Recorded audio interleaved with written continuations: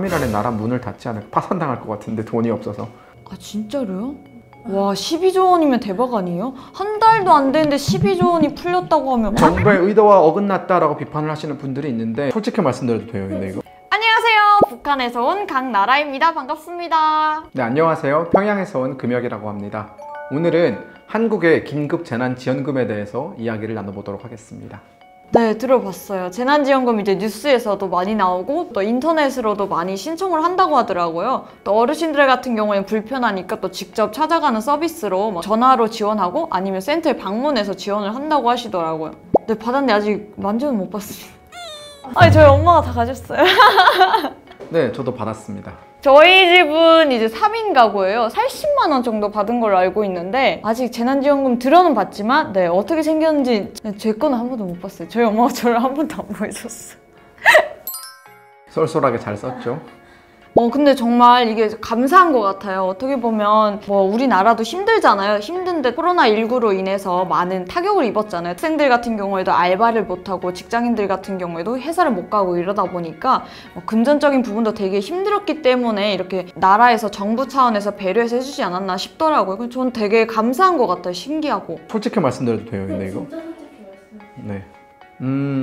코로나 국면 사태에 있어서는 어떻게 보면은 필요한 어떤 제도가 아니었나 생각을 하지만 또 이제 국가의 재정 상태라든가 아니면 뭐 좀 부채 규모를 생각했을 때에는 조금 부적절한 대책이 아니었나라는 그런 생각도 듭니다. 뭐 두 가지 생각이 다 있는 것 같아요. 아 진짜로요? 와 12조 원이면 대박 아니에요? 한 달도 안 되는데 12조 원이 풀렸다고 하면 와 12조 원을 들어본 적이 없어요. 저는. 신기합니다. 네. 우리나라 인구가 정말 대단한 거죠. 받는 입장에서는 좋지만 또 국가의 경제 지금 현 상황을 생각했을 때에는 우려스러운 것이 사실입니다. 1인 1인 가구가 제일 많이 주더라고요. 1인 가구 40만 원 아닌가요? 따로 세대주로 나와야 되나 봐요. 저도 자취하는데 아직 엄마랑 같이 붙어 있어갖고 아쉽네요. 괜찮습니다. 저의 그 부족한 그 돈이 누군가에게 더 채워졌을 겁니다. 어떻게 보면 정부의 의도와 어긋났다라고 비판을 하시는 분들이 있는데 사실 우리가 정부의 의도를 면밀히 좀 들여다보면은 재난지원금을 주는 이유는 우리나라의 내수시장이 굉장히 작아졌기 때문이거든요. 사람들이 소비를 하지 않기 때문에 소비자를 위한 서비스 업체가 굉장히 무너지고 있는 상황이고 그래서 소비를 진작시키기 위해서 재난지원금을 준 겁니다. 솔직히 그렇죠. 막 정부에서 막 진짜 살기 힘들어한다고 줬는데 이거를 막 성형외과 가서 쓰고 미용실 가서 막 10만 원, 20만 원 훌 긁어버리면 그쵸. 이게 다 어떻게 보면 국민들이 낸 세금으로 모아진 돈이잖아요. 그걸 이제 정부에서 아껴뒀다가 이렇게 풀어준 건데 이걸 너무 이제 허튼 데 쓰는 그런 건 좀 안 좋은 것 같아요. 저도. 결국은 미영업계도 소비자들을 위한 것이고 또 뭐 기본 전환용 소비라 할지라도 어떻게든 돈을 써가지고 그것이 내수시장에 흘러간다면은 그것만으로도 긍정적인 효과가 있기 때문에 저는 그걸 가지고 비판을 하는 것은 좀 무리가 있다라고 생각을 합니다. 이거 엄청 많이 들었어요. 그래서 뉴스에서 나왔어요. 그 재난지원금 쓸 수 있는 그 사용처가 나왔었는데 술집도 안 되고 그리고 클럽 그리고 뭐 바 이런 데도 안 되는 걸로 알고 있어요. 그리고 개인 소상인이 운영하는 뭐 안경빵이나 막 이런 데는 된다고 하더라고요. 근데 요즘 롯데백화점 이런 데 가도 다 되더라고요. 그래서 뭐지? 어떤 데서 되고 어떤 데서 안 되는 건지 좀 헷갈리긴 했어요. 저도. 북한이 청정지역이라고 저는 조금 인정할 만한 게 코로나 딱 시작이 됐을 때요. 고래항공 한 대잖아요. 그 딱 운항을 중단하고 외국인들 다 내보냈어요. 내보내고 다 막았어요. 바로. 그래가지고 코로나 청정지역이라는 걸 좀 인정하는 것 같아요. 저는. 코로나 청정지역이라고 생각하는 그걸 정말 믿는 사람들이 있는지 모르겠어요. 왜냐면 뭐 들어온 사람도 없고 나가는 사람도 없고 심지어 이제 해외에 파견됐던 그 간부들도 있잖아요. 그 사람들도 다 이렇게 별장에다 넣고 이제 그 자가격리 시키고 밖에 다 내보냈다고 하더라고요. 그럴 정도로 코로나19를 좀 방역에 힘을 쏜 것 같아요. 그러니까 예를 들어서 우리가 중국이 이제 그 우한에서 코로나가 발생한 다음에 했던 대처를 생각해 보면은 북한도 비슷한 식의 대처 방법을 따랐을 거라고 봐요.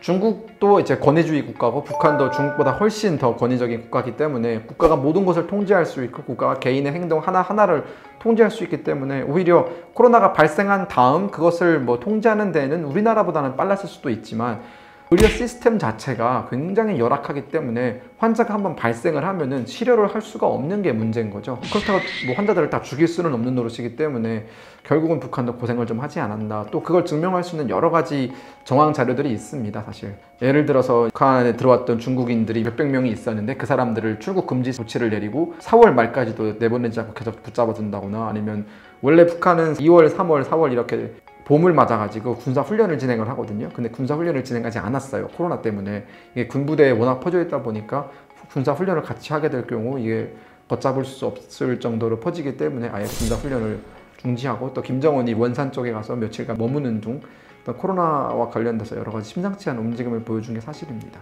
와, 근데 저 놀라웠던 게 북한이 아직까지도 마스크를 정말 잘 쓰고 다니더라고요. 단 한 명 빼고는 다 마스크를 써가지고, 그래서 와, 저럴 정도로 북한도 심각하긴 하구나. 그 트럼프 대통령도 얼마 전까지 마스크를 지 혼자 안 끼고 있더라고요. 그래서 김정은이랑 친하게 지내더니 둘이 닮았나 싶은 생각이 들었었는데, 우리 제일 높으신 분 있잖아요. 마스크 혼자 안 끼시더라고요. 그래가지고 어차피 근데 안 껴도 상관없을 것 같아요. 왜냐면 모든 사람들이 다 끼고 자기는 안 꼈으니까. 네. 이제 뭔가 그런 자신감일 수도 있어요. 김정은까지도 마스크를 쓰고 이제 신문에 나타나면 북한 사람들이 정말 공포에 떨 것 같기 때문에 나름 북한으로서는 궁여지책이 아니었나 싶습니다. 검사가 있겠습니까? 솔직히 북한에는 코로나 검사는 없고 막 이상한 또 백신 막 이런 거 맞힐 것 같아요. 북한은 제가 북한에 있을 때 보면 항상 이제 뭐 전염병이 터졌다 이러면 그 항상 뭐 예방접종 이런 걸 많이 시켰어요. 근데 코로나19도 뭐 또 이제 그냥 진짜 가능성이 거의 없는 예방접종을 시키지 않았을까 싶어요. 근데 북한은 워낙 의료 시스템이 한국에 비해서 정말 열악하고, 또 한 번 그 환자가 발생하면은 퍼지는 속도가 굉장히 빠를 거라고 생각을 하거든요. 또 그걸 제어할 수 있는 방법도 없고, 또 치료할 수 있는 마땅한 치료 시설도 없고, 저는 북한도 코로나 때문에 굉장히 큰 혼란을 겪고 있지 않나라고 생각을 합니다. 북한의 정부 지원 시스템이라고 하면 이제 김부자 생일 그리고 명절 때 이제 정부에서 지원해주는 좀 그런 혜택들이 있어요. 근데 이런 게 막 진짜 어떤 건 줄 아세요? 두부 한 모, 술 한 병, 콩나물 한 킬로. 대단하죠? 네, 이런 거, 미역 한 꾸러미 이런 걸 주는 것도 정말 대단한 거예요, 북한에서는.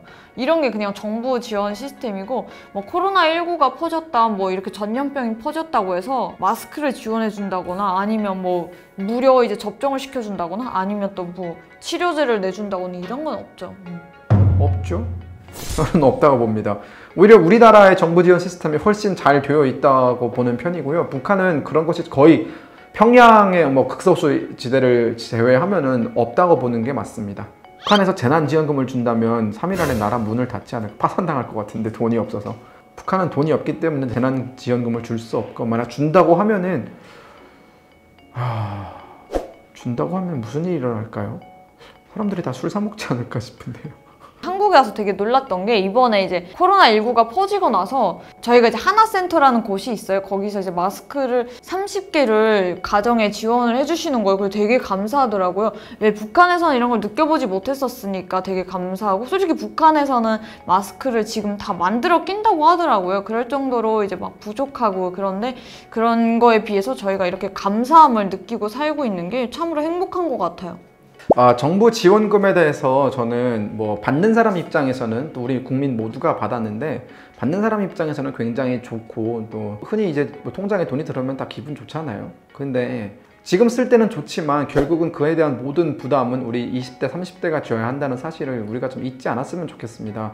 이번에 진짜 코로나19 그 재난지원금을 보니까 이제 소상인들을 살리고자 하는 그 지원금이라고 하더라고요. 그래서 막 연예인들 같은 경우에도 정말 앞장서서 막 소상인들을 응원하는 메시지나 사진 같은 것들도 정말 많이 올리더라고요. 그런 모습을 보면서 와, 대한민국은 정말 우리 국민들이 다 하나가 됐구나, 되게 멋있다, 이런 좀 국민의 자부심을 많이 느꼈어요. 지금 국가 부채가 GDP 대비 45% 정도로 좀 올라와 있는데, 이게 수치상으로 말씀드렸을 때는 잘 와닿지 않을 수도 있어요. 근데 정말 엄청난 빚을 지고 있는 거거든요. 근데 이런 정부 지원금을 우리한테 줄 때는 다 국민 세금으로 줍니다. 결국은 우리가 나중에 갚아야 되는 돈이고, 지금 우리가 40만 원을 누리겠다고 나중에 우리 후대 세대, 또 우리가 그 모든 부담을 떠안기에는 우리나라의 경제가 그만큼의 완충 역할을 할 수 있을까 걱정이고, 정부로부터 그런 지원을 받는 거에 익숙해져 있다면은 근로하려는 그런 의욕이나 그런 것들이 사라지지 않을까 걱정이기도 합니다. 저도 이제 대한민국의 국민 일원으로서 재난지원금을 받았지만 어디에 쓰는지는 모르겠습니다. 근데 사용처를 똑똑히 알아서 어머니 보고 피부과랑 미용실은 가지 않도록 단속 잘 하겠습니다. 여러분도 다 좋은 것에 쓰이시고 그리고 또 될수록이면 그냥 맛있는 거 많이 드세요. 그냥 건강 채우는 게 최고입니다. 네, 오늘은 한국의 긴급재난지원금 제도에 대해서 이야기를 나눠보았습니다. 영상이 재밌었다면 좋아요, 구독 꼭 부탁드릴게요. 알림 설정까지 꼭 해주시기 부탁드리겠습니다. 감사합니다.